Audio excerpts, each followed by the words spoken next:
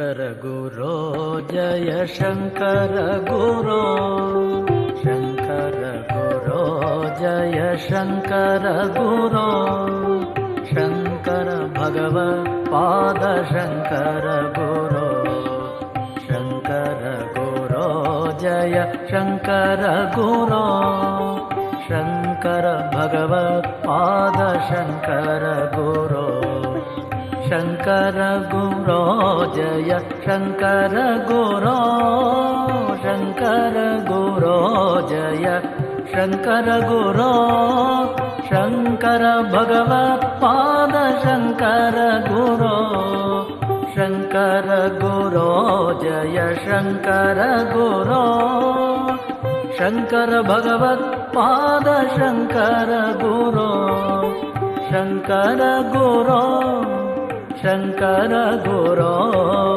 ಶಂಕರ ಗುರೋ ಶಂಕರ ಗುರೋ ಶಂಕರ ಭಗವತ್ ಪಾದ ಶಂಕರ ಗುರೋ ಶಂಕರ ಗುರೋ ಜಯ ಶಂಕರ ಗುರೋ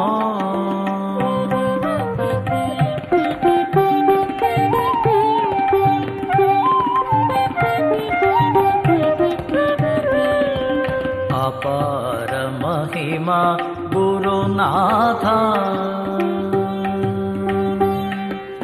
ಅಪಾರ ಮಹಿಮಾ ಗುರುನಾಥ ಕೃಪಾ ಸಾಗರ ಗುರುನಾಥ ಅಪಾರ ಮಹಿಮಾ ಗುರುನಾಥ ಕೃಪಾ ಸಾಗರ ಗುರುನಾಥ ಗುರುನಾಥ ಜಯ ಗುರುನಾಥ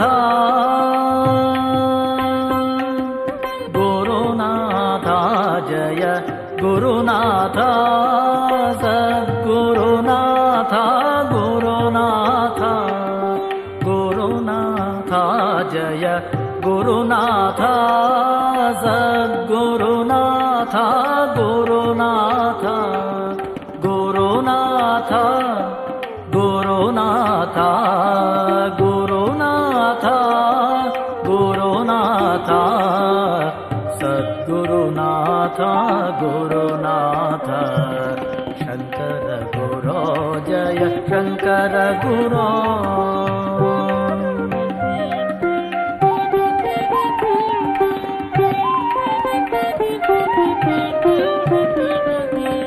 ದೀನ ದಯಾಳೋ ಗುರುನಾಥ ದೀನ ದಯಾಳೋ ಗುರುನಾಥ ಪರಿಪೂರ್ಣ ಕೃಪಾಳೋ ಗುರುನಾಥ ದೀನ ದಯಾಳೋ ಗುರುನಾಥ ಪರಿಪೂರ್ಣ ಕೃಪಾಳೋ ಗುರುನಾಥ ಗುರುನಾಥ ಜಯ ಗುರುನಾಥ ಗುರುನಾಥ ಜಯ ಗುರುನಾಥ ಸದ್ಗುರುನಾಥ ಗುರುನಾಥ ಗುರುನಾಥ ಜಯ ಗುರುನಾಥ ಸದ್ಗುರುನಾಥ ಗುರುನಾಥ ಗುರುನಾಥ ಗುರುನಾಥ ಗುರುನಾಥ ಗುರುನಾಥ ಸದ್ಗುರುನಾಥ ಗುರುನಾಥ ಶಂಕರ ಗುರೋ ಜಯ ಶಂಕರ ಗುರೋ ಶಂಕರ ಭಗವತ್ ಪಾದ ಶಂಕರ ಗುರೋ ಶಂಕರ ಗುರೋ ಜಯ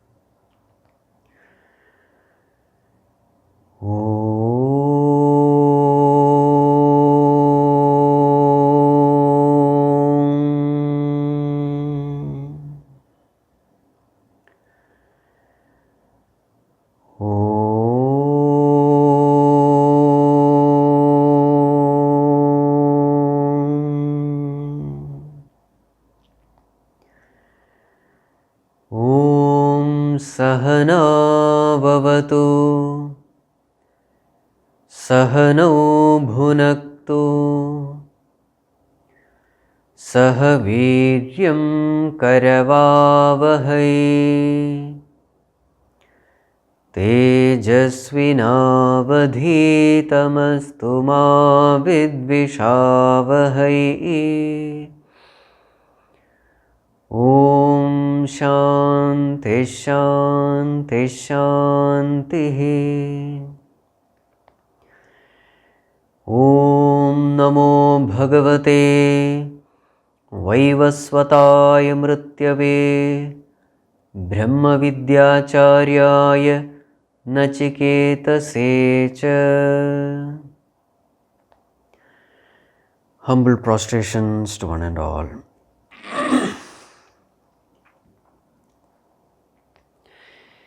So in the last class, we had seen Nachiketa asks the second boon, and this request is for Agni Vidya, that knowledge by which a person attains heaven.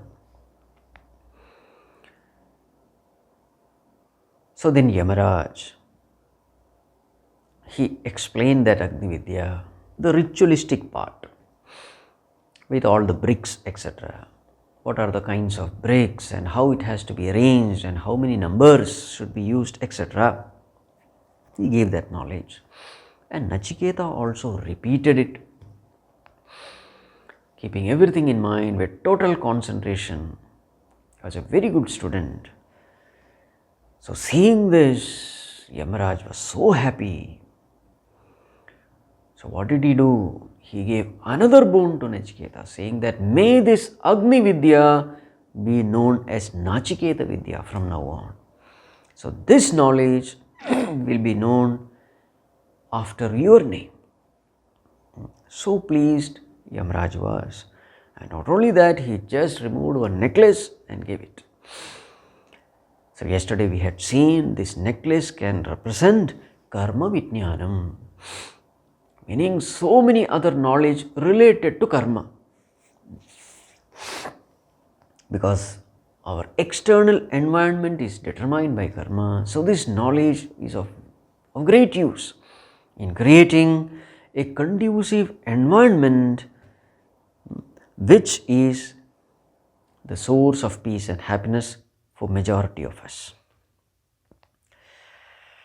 Right. So then what happened? So then Yamaraj started describing this Nachiketa Vidya. So what is the glory of this Vidya? Trinachiketah tribhiretya sandhim trikarma krit tarati janma mrityu. So yesterday we were discussing this point. Trinachiketah, the one who does this Agni Vidya, this ritual 3 times. Or it can also mean Tad Vijnana, Tad Adhyayana, Tad Anushthanavan. The one who has gained knowledge about it, has studied thoroughly about it, and has done it. So this also can be the meaning of 3. So Trinachiketah Tribhiretya Sandhim, being associated with the 3. Trikarma Krit, performing these 3 actions. Janma Mrityu Tarati, such a person transcends, goes beyond birth and death. So here we were discussing Tribhiretya Sandhim, being associated with the 3. So what are those 3? So Shankaracharya says these 3 can be of 3 types. So what are they? It can be Matru Pitru Acharyehi Sandhim Etya, being associated with father, mother and Acharya. Or Veda Smriti Shishtehi Sandhim Etya, being associated with Shruti, Smriti and the wise people in the society. Or Pratyaksha Anumana Agamehi Sandhimetya, or being associated with these three types of knowledge. One is the knowledge gained through Pratyaksha, from our direct sense perception, or the knowledge gained through Anumana, from inference, or from Agama scriptures. So, yesterday we were discussing this point. So, what are the three sources of knowledge? Number one, Pratyaksha, Prati-aksha, the one which is in front of our senses. So, whatever knowledge we gain through sense perception, through our jnanendriyas, so that knowledge is called Pratyaksha Jnanam. Pratyaksha Jnanam. So, yesterday we saw that very many times what happens is, what we see is not the truth. Very many times we are not able to see the truth. This is one aspect. Or sometimes what we see is not the truth.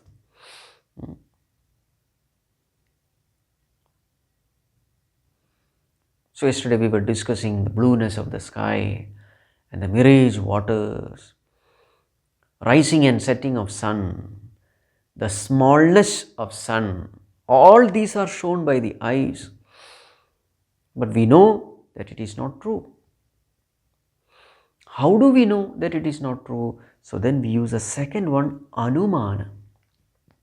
What is Anumana? Anumana means inferential knowledge. Now, what is this knowledge? Here we study the laws of this universe. We study the cause-effect relationship, and based on this, we come to certain inference, we come to final knowledge. For example, we study the law of this universe. What is the law? Smoke can come only from fire. This is a law. So, if the smoke has to exist, it has to come from fire. This is a law. Smoke is the effect, fire is the cause. This is a law.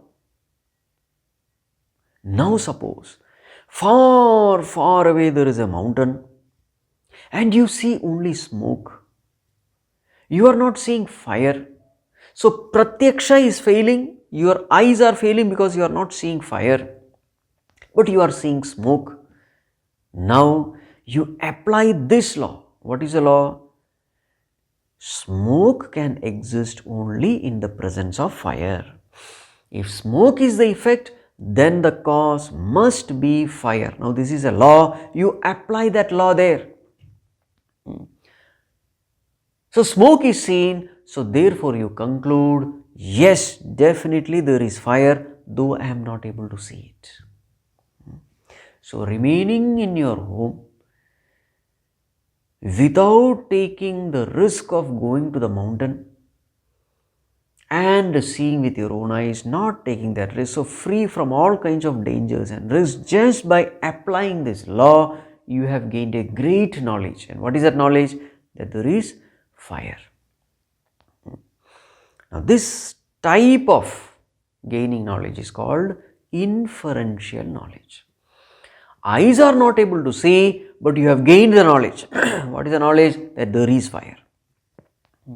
Without seeing, you have gained the knowledge. How did you gain the knowledge? By applying the law. How were you able to apply the law? Because you have studied the law of cause-effect relationship. So, study the law and then apply the law where the senses cannot reach. This is called inferential way of gaining knowledge.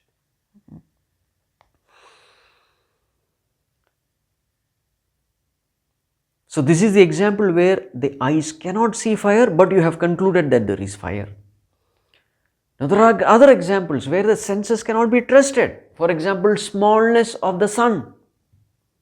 You see the sun, but it is small. So, naturally, you may tend to conclude that sun is small. But then you apply this law. What is the law? Whenever a thing goes away from me, it becomes smaller and smaller. Whenever a thing comes near to me, it becomes bigger and bigger.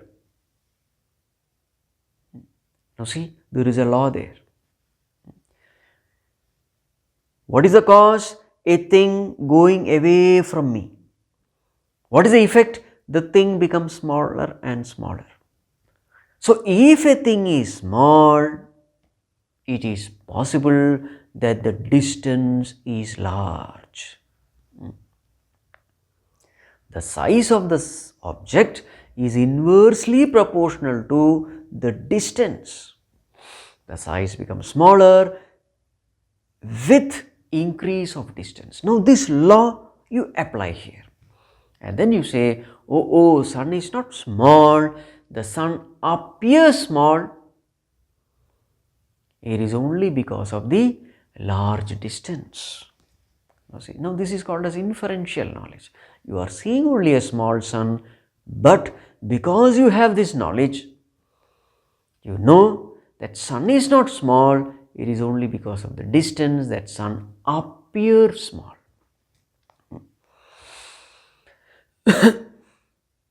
So this is called application of the laws, the cause-effect relationship and gaining knowledge. The entire science is nothing but this. Pratyaksha plus Anumana.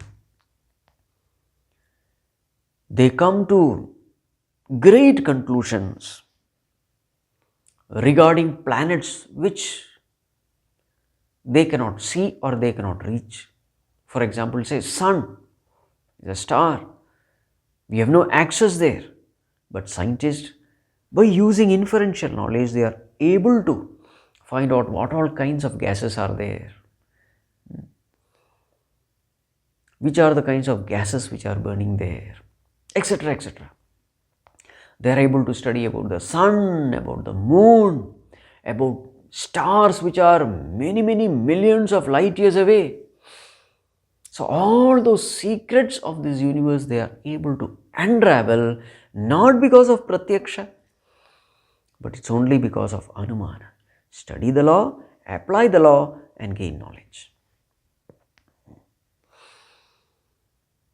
So Pratyaksha, Anumana. In spirituality also we use Anumana. What is the way in which we use Anumana? There are many things which we cannot see. For example, I cannot see the feelings of others. I spoke something, but I don't know whether that person liked it or not. Because the eyes cannot see the feelings in the heart. So then what I have to do? I have to use Anumana. How to apply Anumana? So I experience that whenever somebody uses harsh words against me, I get hurt. This I experience in myself.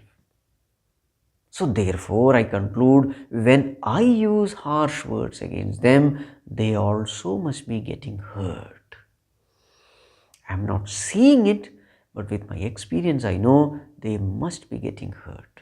Externally they may be smiling, but deep down they may be hurt. Now this is called inferential knowledge. So then what happens with this knowledge? With this knowledge I become careful.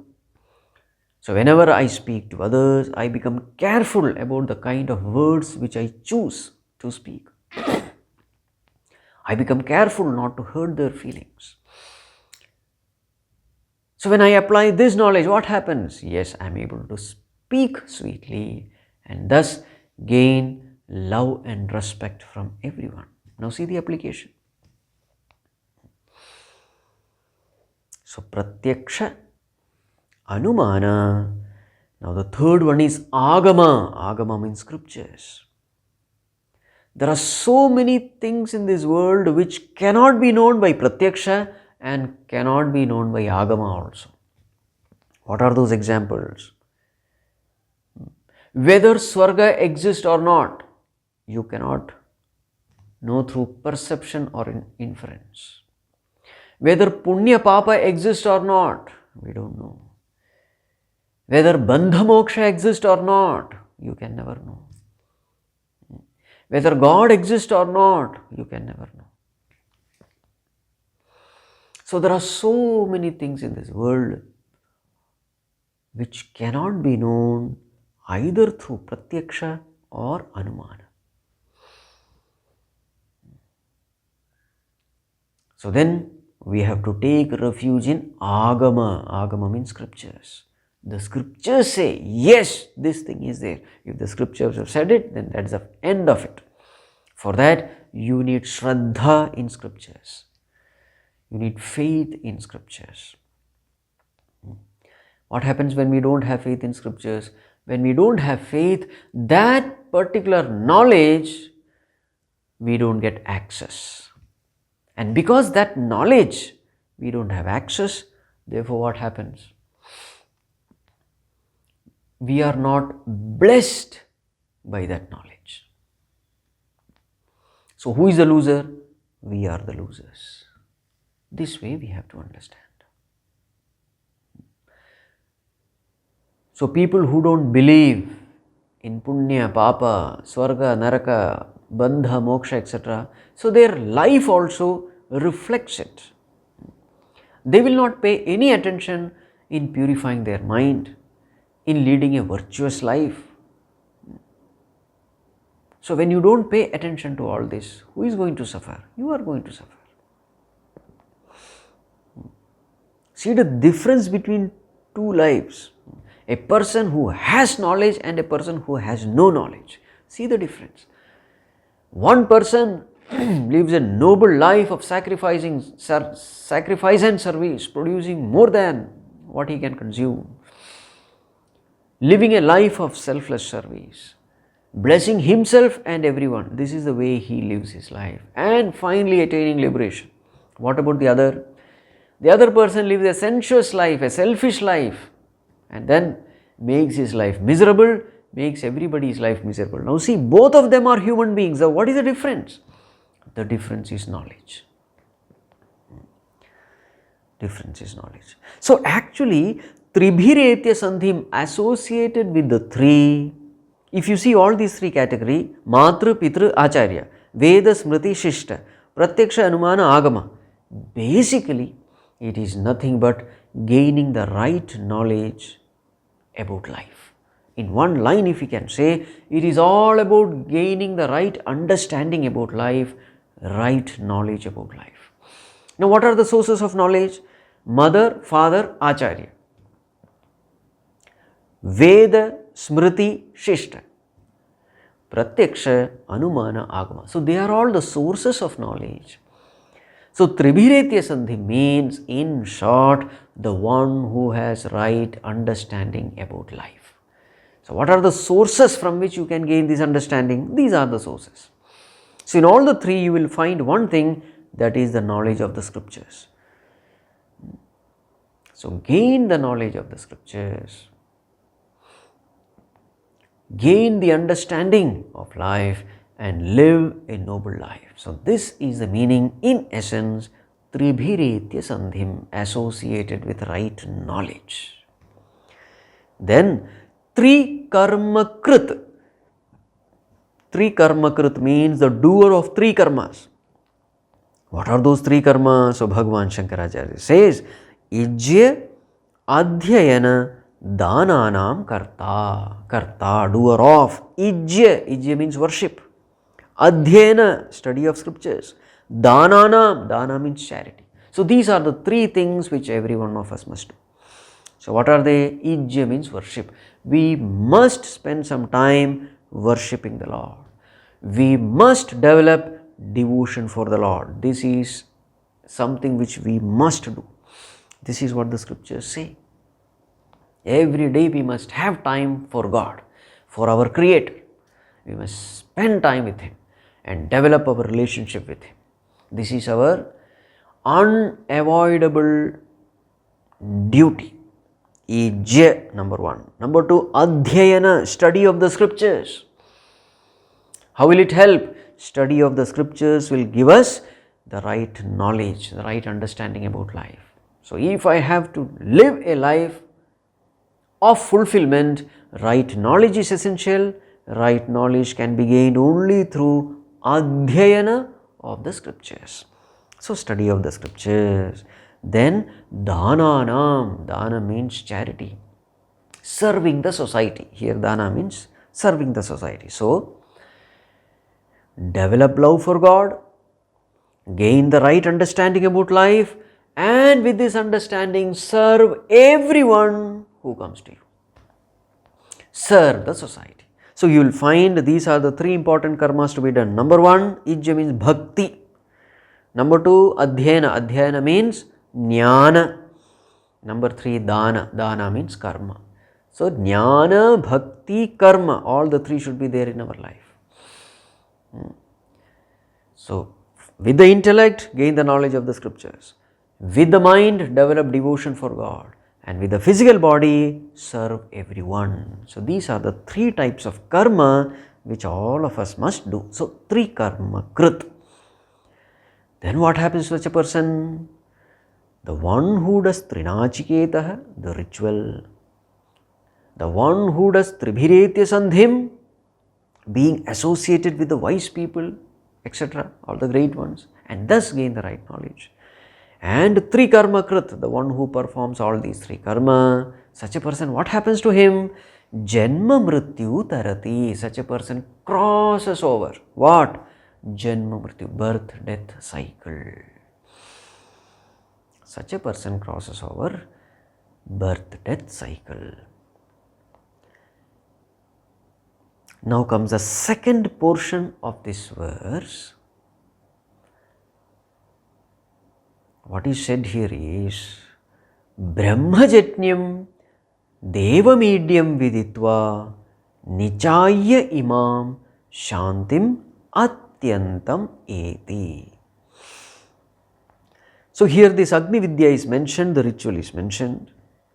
But what should be our attitude? What should be our state of mind when we do this ritual? This mental attitude behind this ritual is mentioned here. Now this is very important. Very many times we give importance to ritual, but we don't give importance to the mental attitude behind the ritual. Now the most important thing in any ritual is the mental attitude. Physically doing thing, yes, it is important, but more important is the right frame of mind.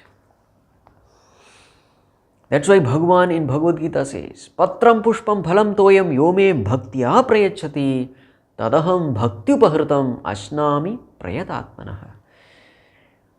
Patram, leaf, pushpam, flower, phalam, fruit, toyam, water, whatever you may be offering, it's okay. But don't offer it mechanically. Very many times what happens?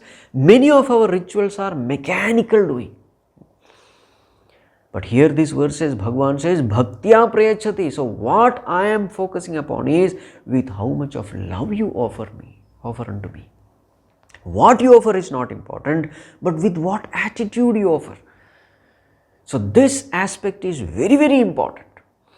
It is not the mere ritual, it is a right attitude of the mind which is important. And that is why in this verse you will find what is that Agni Vidya ritual is not mentioned, but that state of mind with which Upasana has to be done is mentioned here. So this is something which we all must do. That is why that particular aspect is highlighted in this Upanishad. So we have to spend some time here.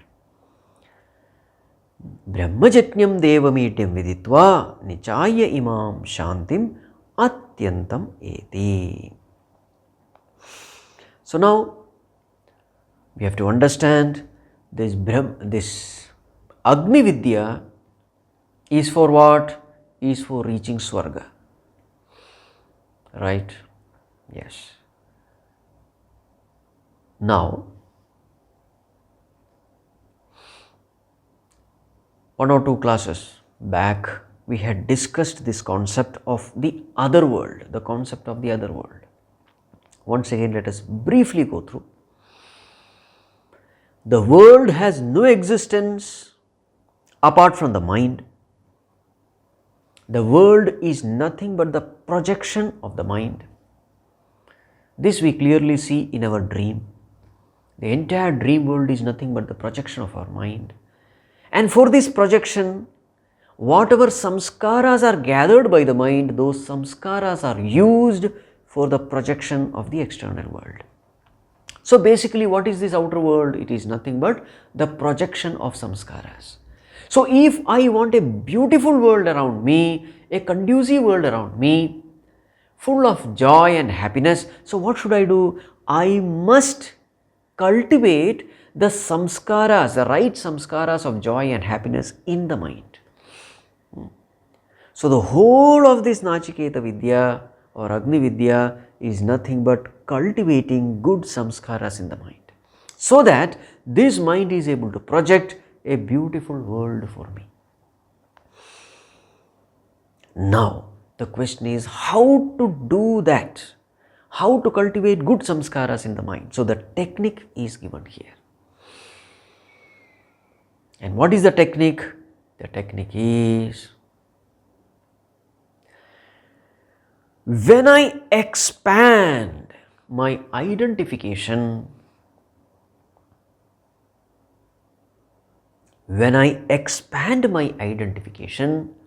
there is an expansion of joy in my mind. How to increase the joy of the mind? Increase the joy of the mind can be done by expansion of identification. What do you mean by expansion of identification? Expansion of identification means identifying with the higher. The moment I identify with the higher, the joy becomes higher, and the virtues in the mind also, they are enriched. Such a virtuous, joyous mind will project a happy world for me. This is what has to be done. So the whole thing, what is it? Expand your identification. This is what has to be done. This is the technique mentioned here. So first we will see the technique and then we will go into this verse. Now a question may come, how can expansion of identification lead me to joy? How is it possible? How can we logically understand this? So therefore, now let us take the example of an individual. So here is a person who is living only for himself. He is all alone. He has nobody else. He is all alone. So therefore, he is living for himself. Now what will be his condition? He is living a selfish life. He has nobody to call his own. Such a person is living. What will be his lifestyle? You will find that that person will experience intense loneliness, because he is not loving anyone, nobody is loving him, he is living all alone. You will find that that person will suffocate in loneliness. Please understand, life is not just about roti, kapda, makan. Once your basic needs are fulfilled, then everything is over. No. A very important need in life is, I must be able to love someone and I must receive love from others. That craving for love is always there in our heart. Otherwise, what happens when there is no love in life? Life becomes dry. And many times the person feels life is meaningless, it is hollow, it is empty, there is nothing in life. All these kind of depressive thoughts come when there is no love in life. So this is what happens when a person lives a life all for himself, spending on himself. Now, such a person who is miserable with his loneliness, what he should do? So therefore, in our society, there is a socially acceptable way one ashrama is provided, and that is called as grihastha, entering into married life. So now this person, he marries somebody, and then few children are born, and now he has a family. Now he loves his family, his wife, his children. Now what has happened? Expansion has happened. This is called as expansion of identification. Earlier he was restricted to his own body. He was identified to only his body. Now his identification is with the entire family. So what happens to his identification? It has grown, it has expanded. Simultaneously, what has happened? Simultaneously, you will find the sense of loneliness has decreased to a great extent. Now he doesn't feel lonely. He knows that there is somebody whom I can call my own. That sense of loneliness goes away. The sense of suffocation decreases. This is what happens with identification. Expansion of identification. Now there is somebody whom he can love. There is somebody who loves him. There is a transaction of love, and life is enriched with love. And with expansion of identification, there is expansion of love also. And one great thing about love is the moment your heart is filled with love, all the other virtues also occupy that heart. So you love your family. So with respect to family, you will find there is forgiveness, there is sacrifice, there is compassion, there is service. Everything comes. See, all these virtues come. So with expansion of identification, there is an expansion of love, and with love, the virtues also come.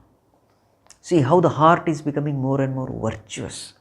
Yes, it is within a restricted limit. Even then, these virtues, they occupy the heart for that person with respect to that family. See. Now, an important thing to be noted here is, all these things can happen only if there is sacrifice from your side. You can enjoy that love, you can enjoy that security of the family. You can enjoy that joy of being with the family only if, what is the necessary condition? There is sacrifice from your part. You have to sacrifice everything. You have to sacrifice your money. You have to sacrifice your time, your effort, your comforts, your conveniences, all these things. Whatever you say it is yours, you have to share it with others. You have to share. No pain, no gain is a strict law of this universe. So what is the painful aspect here? You have to share whatever you have with others. Put in another words, the individuality has to be dissolved for the welfare of the totality. So here in this example, what is totality? The family is the totality. So if I have to receive the benefits of having a family, then I will have to dissolve my individuality for the welfare of the family. Only then I can reap the benefits of being in a family. Sacrifice is a must.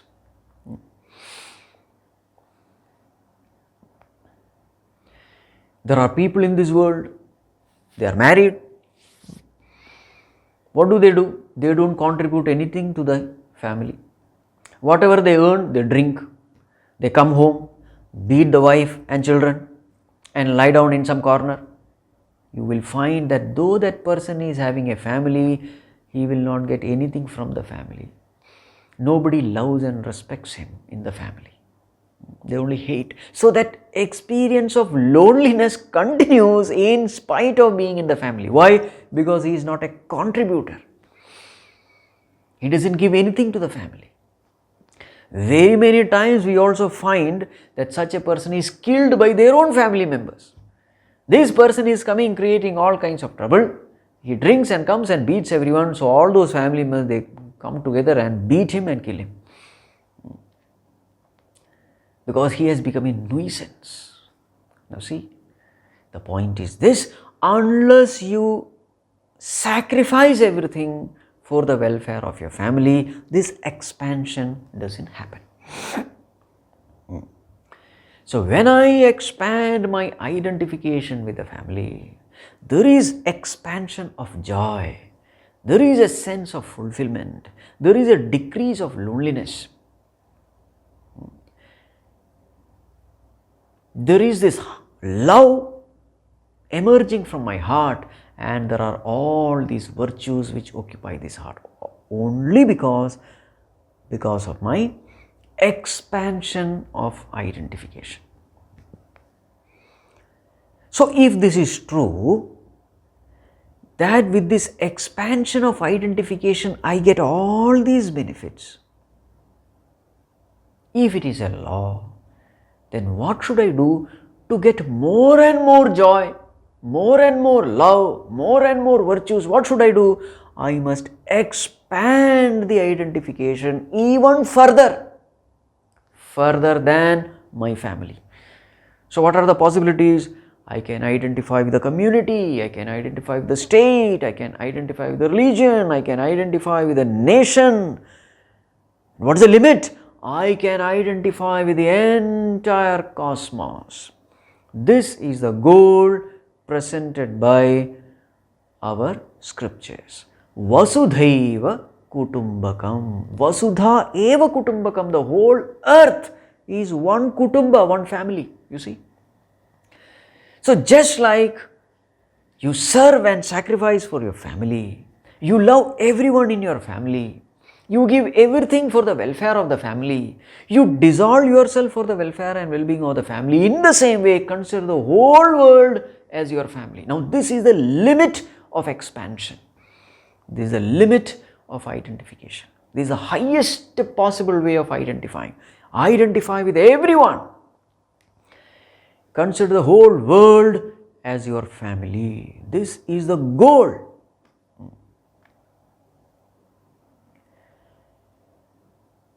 Considering the whole creation as your family.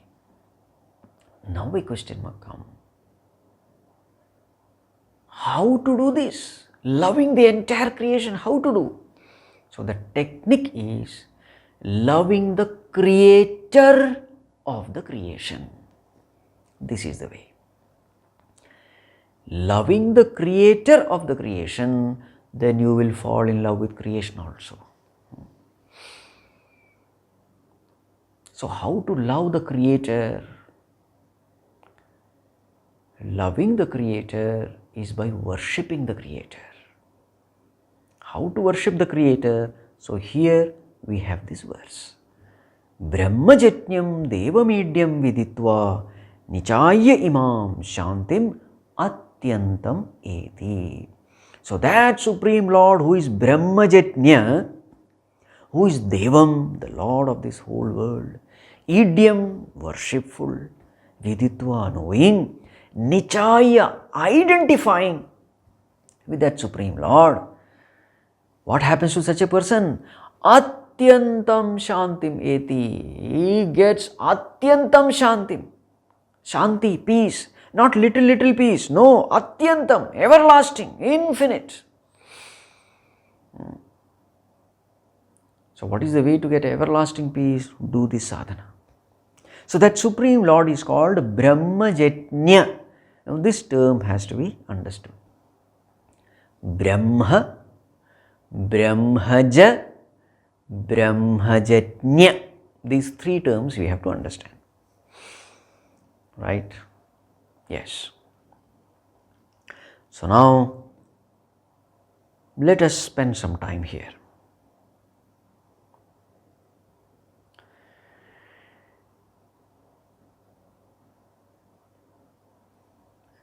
consciousness identified with this physical body is me.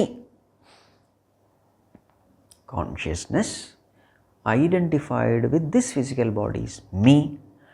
Consciousness identified with that physical body is you. So we are all nothing but consciousness identified with different bodies.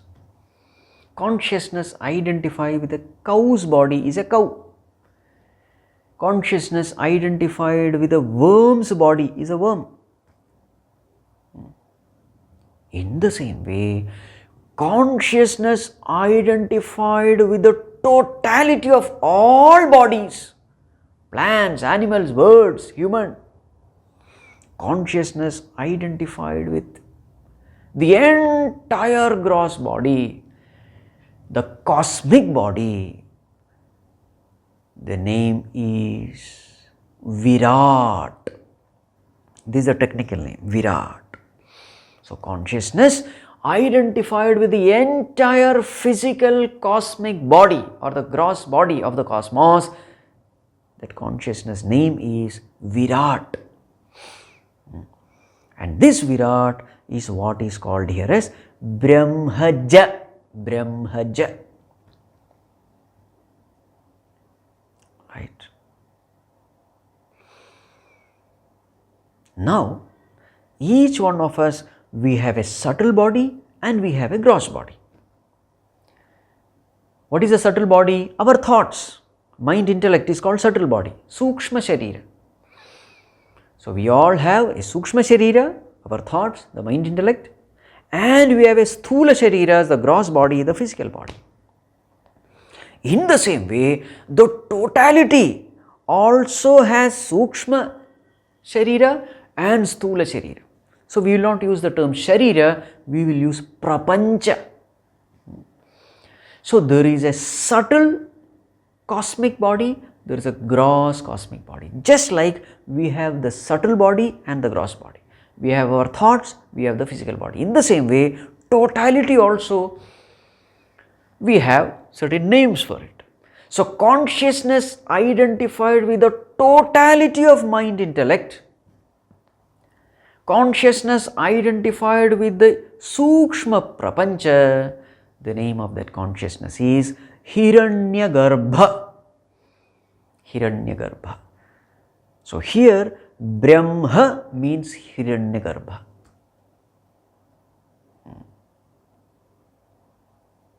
Here Brahma means Hiranyagarbha. Brahmaja means Virat. So consciousness identified with the totality of mind, intellect. All the mind, intellects put together, the totality, that is called as Hiranyagarbha. Now why is this name Hiranyagarbha? You will find in Upanishad again and again this term coming, Hiranyagarbha. Hiranyagarbha means what? Hiranya means gold or treasure. Garbha means womb.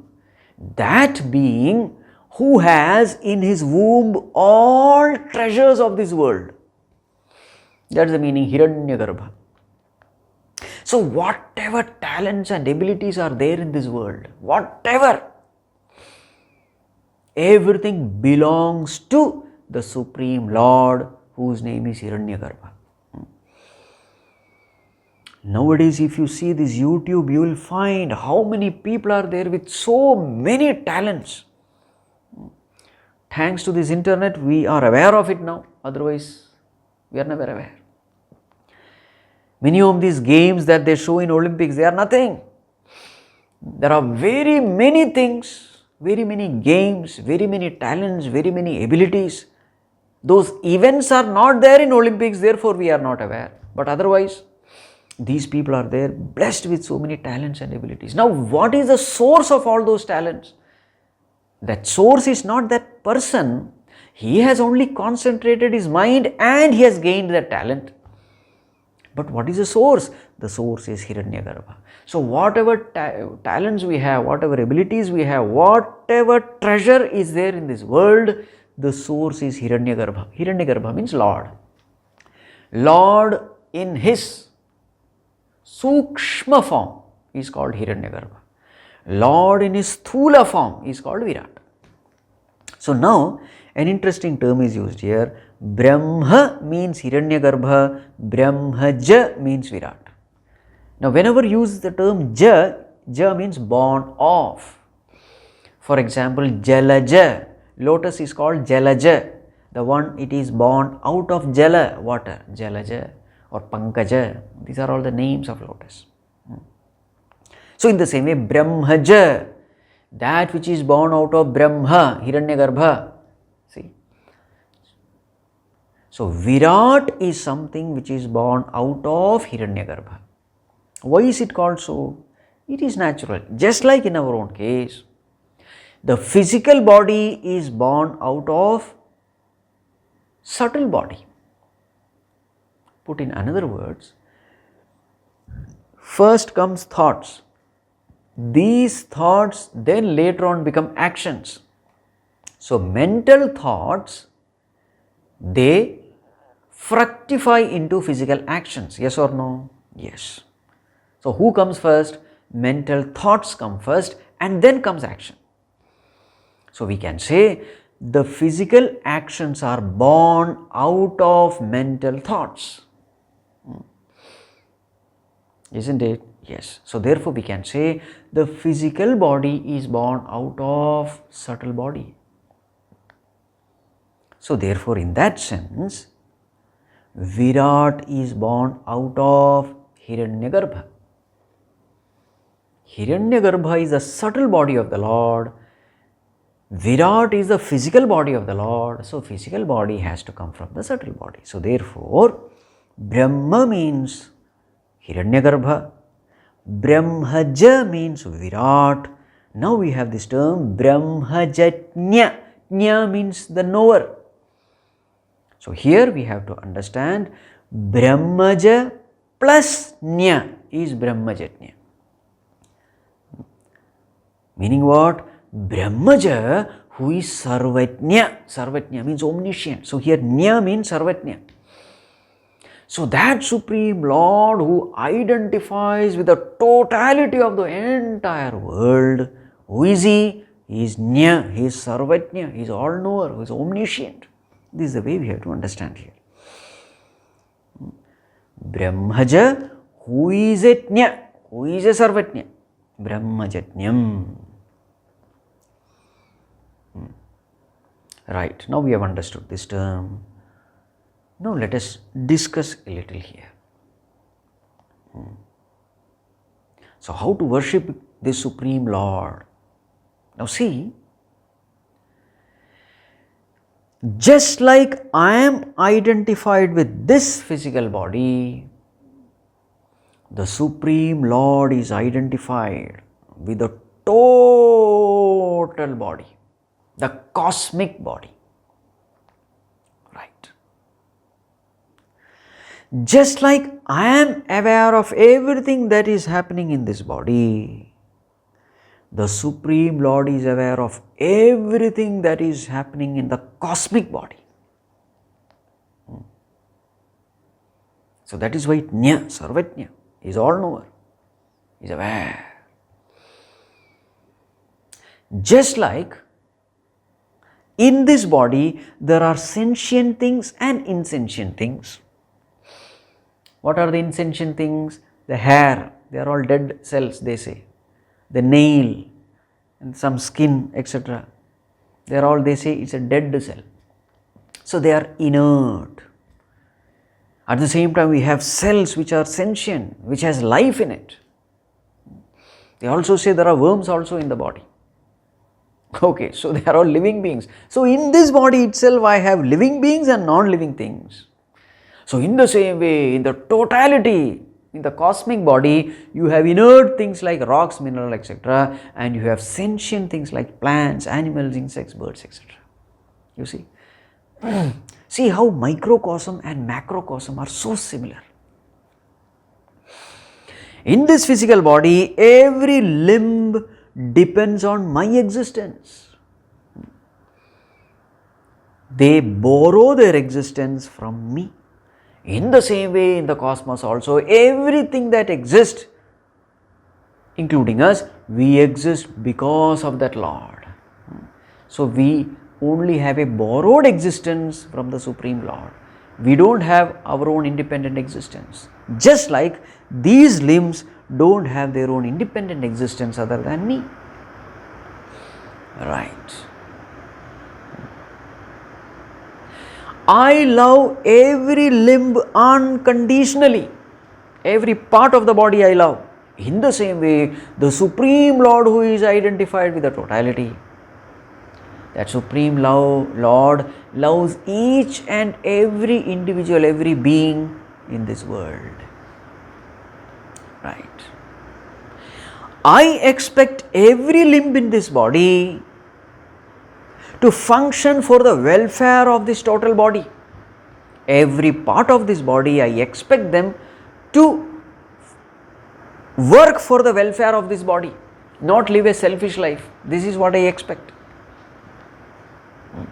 If the food is digested in the body, it is not only for the stomach, that energy has to be supplied everywhere. So every limb in this body should work for the welfare of all, only then I am pleased. In the same way, the Supreme Lord, what does He expect from every one of us? We must function for the welfare of the totality.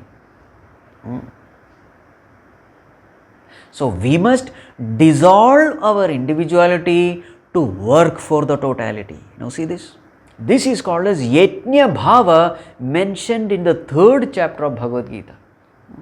Yajnarthat karmanonyatra lokoyam karmabandhanaha tadartham karma kaunteya mukta sanga samachara, Bhagavan says in the 3rd chapter, which is the essence of Karma Yoga. What is essence of Karma Yoga? Yajna Bhava, sacrificing oneself for the welfare of the totality.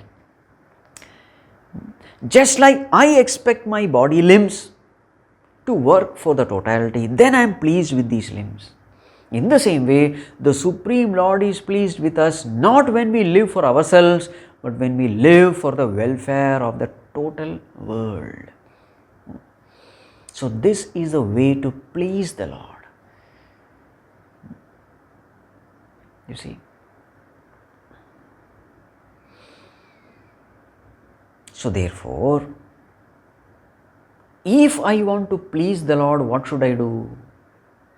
I must perform my actions for the welfare of the totality. What is good for everyone, I must do. Not what is good only for me. No.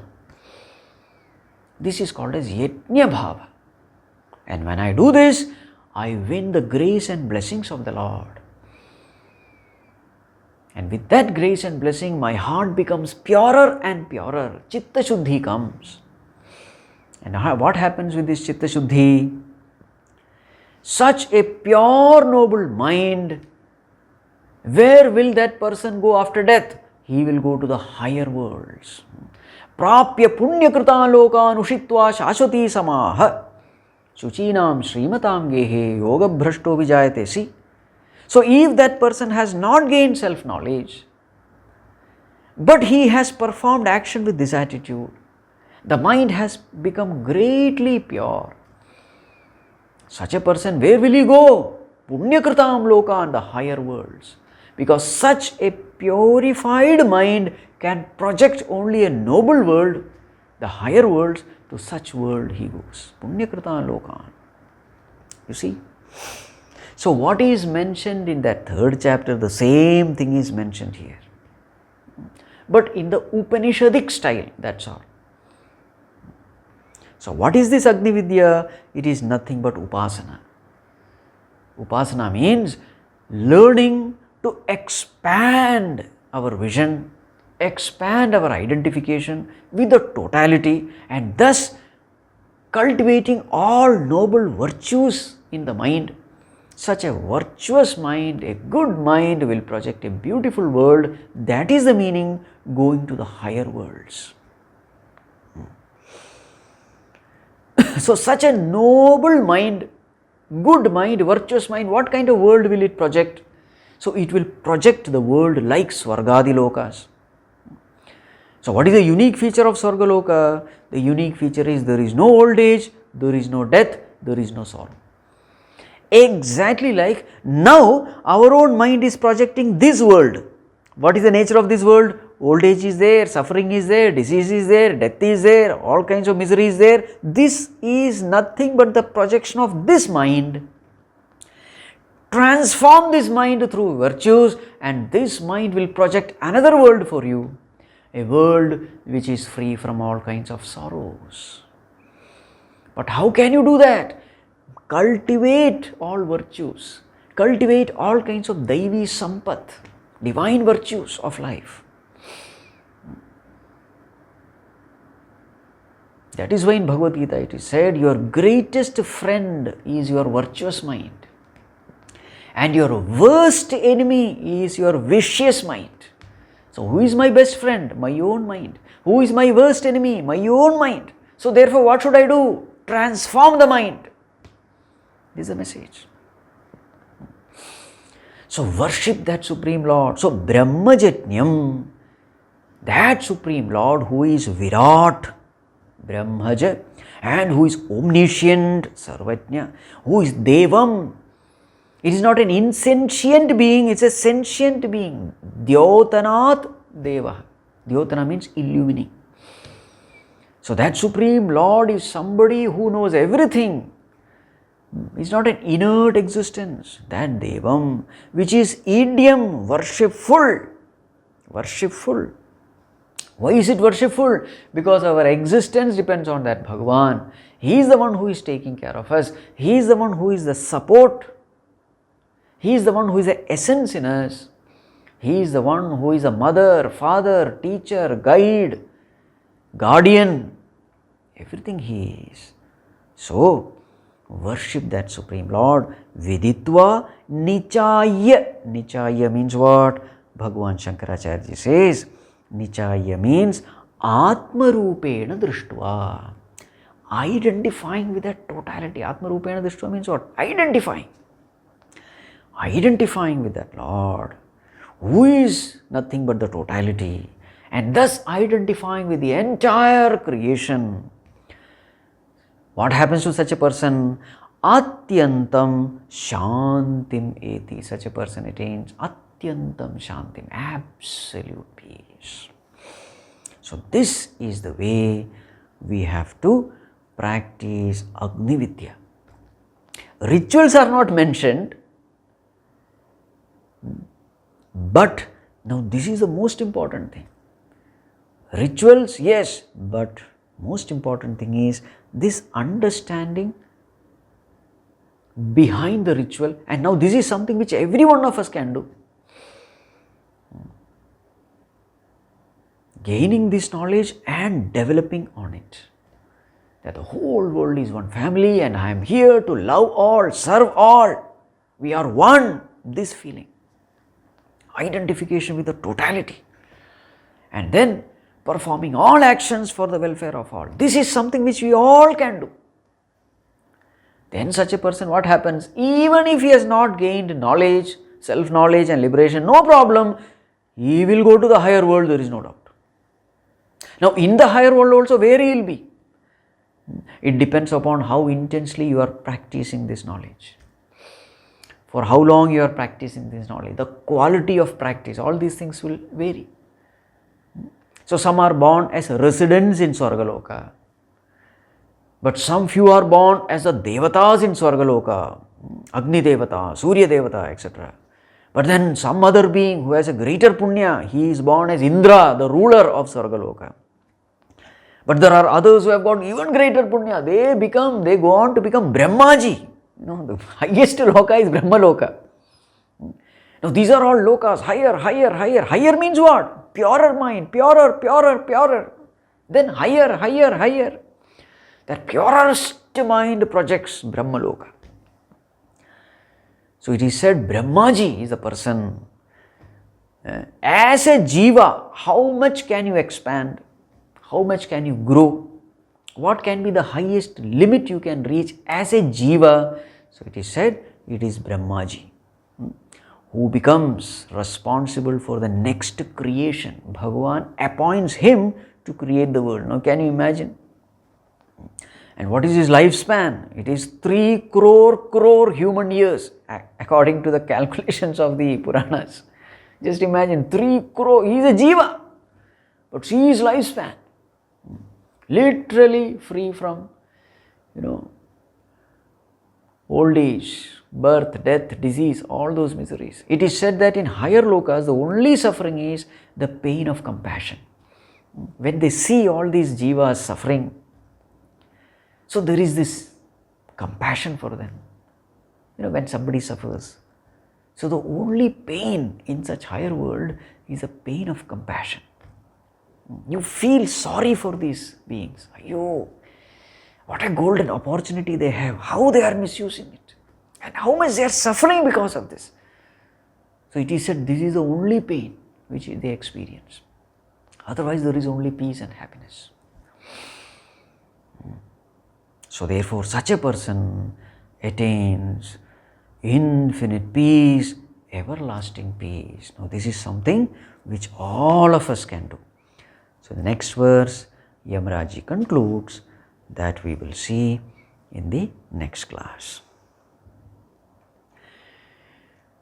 Om Sarve Bhavantu Sukhinah Sarve Santu Niramayah Sarve Bhadrani Pashyantu Ma Kaschid Dukkha Bhag Bhavet Asato Ma Sadgamaya Tamaso Ma Jyotirgamaya Mrityorma Amritam Gamaya Om Shanti Shanti Shanti Harihi Om Shri Gurubhyo Namaha Harihi Om.